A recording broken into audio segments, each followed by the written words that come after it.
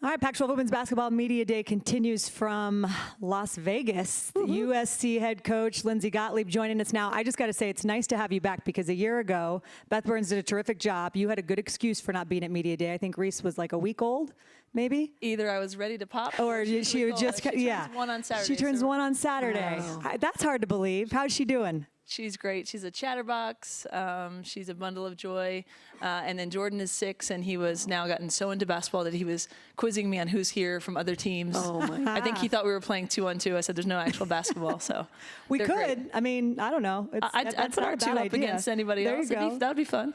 I love it. Tell me about your team this year. I know, obviously, you've got 2 terrific players and one of the new incoming freshmen that everyone's so excited to meet. But what excites you about this group? Oh man, the competitive nature. I think, heading into year 3, our culture's really strong. I know people throw that word around a lot, but I come into practice every day and they raise the bar. They're fun to be around. They're really about winning. They're about one another. We've got some talent in that gym, but really I think it's that collective identity of trying to get USC basketball back to heights that we've been at in the past, and it's an exciting journey. Lindsay, a year ago, make it to the NCAA tournament for the first time since 14. I mean, so much conversation over the years about USC not making it, where are you going to make it? Beating Stanford in that just amazing grind of a defensive game. What did last season mean, and what kind of step was it for you guys? It was huge. I mean, I think it began with the trust of the players. We had players that returned and really kind of agreed to buy into a new level of effort and energy. And then we had a number of transfers come in who were interested in making a name for what USC can be, for playing in the NCAA tournament. And I think that's what kind of bound us together all year, that collective desire to get back to the tournament. And we did it.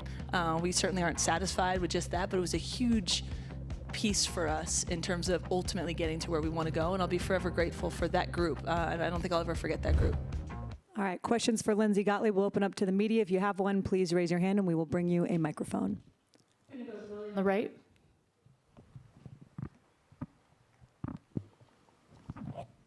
Hi, Lindsay. Willie Ramirez with the Associated Press. So as I was getting here this morning, I was texting with a good friend of mine, Coach Billy Hemberger, who is very emotionally invested with your program, obviously. So for the locals, I'm sure they're interested, and a lot of others. Aaliyah Gaines, talk a little bit about her progress, but also how inspiring she's been for the rest of the roster to see what she's gone through and where she's at. Yeah, I appreciate the question. So this time last year, Aaliyah had just learned to walk again, was getting into a day-to-day routine, and where she's come is just, it's nothing short of miraculous, and I don't say that lightly. It's unbelievable to see the impact she's made on her team, and now, she's fully cleared. She's full on practicing, which is unbelievable. She still has a ways to go to get back to I think what she wants to be and where she wants to be, but there's not a day that goes by that she's not an invaluable member of our team. Her energy, her joy, her resilience, I mean, she's lived it, right? And I think that our team just loves her as a human being, but when they stop and think about what she's fought through to get here, it's no doubt that it's on our minds as an inspiration all the time. She's a pretty remarkable young woman. Cindy? Cindy Brunson, Pac-12 Networks. Hi, Lindsay. Hi, Cindy. How are you? I'm good. Awesome. Quick question for you regarding your ability, whether at Cal or USC, to put people into the WNBA. I take you back to Layshia Clarendon and what they have done to impact the W, all the way to Katie Sissoko, who I got to talk about all season long in Phoenix, which was so much fun. What is it about your philosophy that prepares players for the next level? Well, first of all, if you recruit and coach good players, you're fortunate to be in that situation. But I think my role is just understanding the pro game, trying to make our practices pro-like. And while we're talking about practice, shout out to our players who I think are stopping practice for a minute to watch us. I want to say hello to them. But I think you have to design practices to make sure you're not just trying to get players better for what you need them to do tomorrow, but what they want to do 5 years down the road. I pride myself on trying to have players ready for the next level. Maybe terminology is different, but that they understand coverages, that they understand spacing on the floor, and then whoever coaches them next can, mold them how they like. But I really try to listen to what players' goals are, and if they want to get to the next level, you try and help them get there. And now the next level of that is helping players preserve their bodies or understand recovery, because hopefully some of these young women can play, 15 years down the line after us. And so to try and get them ready for that is something that I really take pride in. Michelle? Hi, Lindsay. Michelle Smith from The Next. Speaking of getting players ready, how are you getting Juju ready for the attention she's going to receive, the expectation that will be on her as the nation's #1 recruit? She's gotten a lot of attention, and I know that, you've always been really good about relationship building with players, but what are the conversations you're having with her about what this year may mean in terms of attention and spotlight? Gosh, there's so much I could say about Juju. I mean, number one, she walks in the door ready. She's ready for anything that's coming her way physically, mentally. So, to her village around her, they've done an incredible job. But it goes back to that relationship building. The situation in coaching Juju is like nothing I've ever had the opportunity to do before. So I go in saying, hey, let's navigate this new thing together.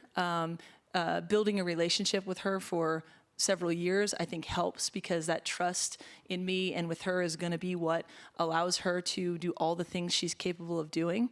I want her to be able to be a typical freshman and have all those experiences, and struggle with things and learn from things. And at the same time, with the recognition I have that she's anything but typical.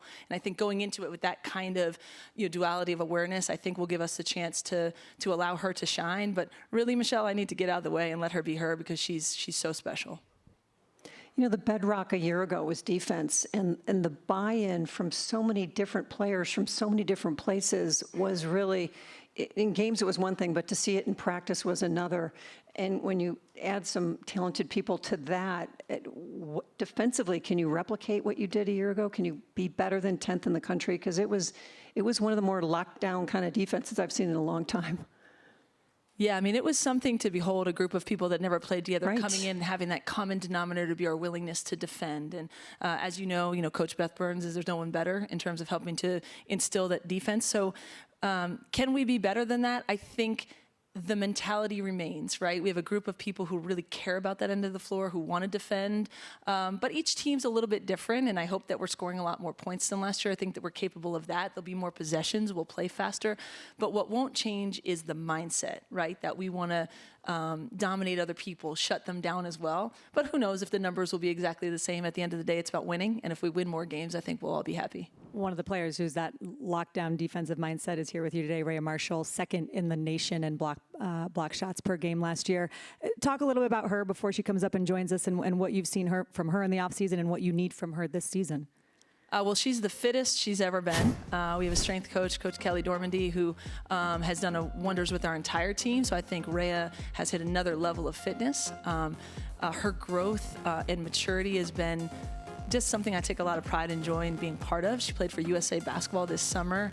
To see her embrace that opportunity as a leader, she's become a vocal leader and a day-to-day leader for us. And then she just has such a knack for protecting that rim, and her shot blocking excites people, it energizes people, and so obviously we're excited to have her patrolling the paint for us. I know you are a proud Ivy League graduate. So you go out and bring in 3 Ivy Leaguers as grad transfers. What is it about the Ivy League player in USC and the connection that you've developed? First of all, they're all way better than me. The Ivy League level of basketball has grown tremendously, but I think there's something unique about it. And the first thing I would say, the transfer portal is something I think that's here to stay, but Ivy League players could not stay for their COVID year. It's not allowed. So it's unique in that they come, with coaches behind them from their previous schools who are super supportive, with teams, with the whole league. So it's kind of been a neat thing where I have, all the Ivy coaches, rooting for our success and their success. But they're all hoopers. I mean, they're really good. The 3 of them, Kayla Padilla, Mackenzie Forbes, and Caitlin Davis, they're all going to contribute significantly for us.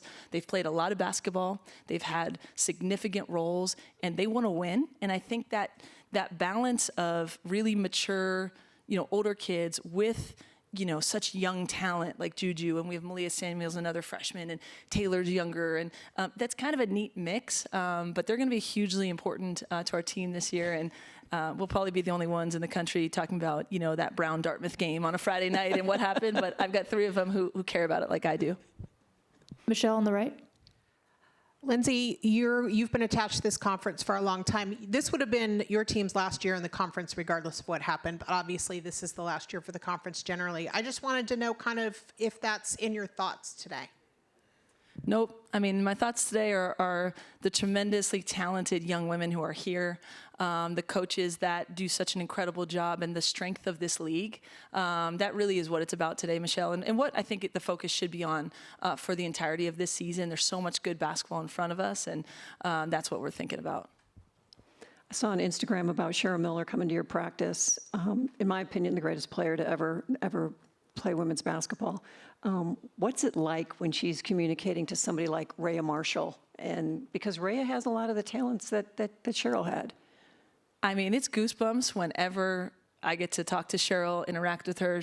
I mean, she's been wonderful to me and to us. She's been around a lot. She's become a mentor and friend to me. But she walks in that gym, and you're right. Like, she is the GOAT of women's basketball. She wore that USC jersey, and now Juju and Raya get to look at her and pick her brain and talk to her. It's unreal. I do think, women's basketball's come a long way in terms of coverage, but we don't tell those stories enough. And particularly that's on my mind, being the head coach at USC, to be able to link that incredible history, not just for USC, but all of women's basketball, with these young women we have here who are trying to do their own thing. And, the two young women we have with us today, I think really benefit from being around someone like Cheryl Miller. And I know USC is going to celebrate the 40th anniversary of those 2 back-to-back national championships, which is going to be awesome all season long. And speaking of those players, we're going to bring them up right now because I don't know what's going on in the back, but there is something really fun because they have been smiling, laughing, all giggles. So I need that energy up on stage.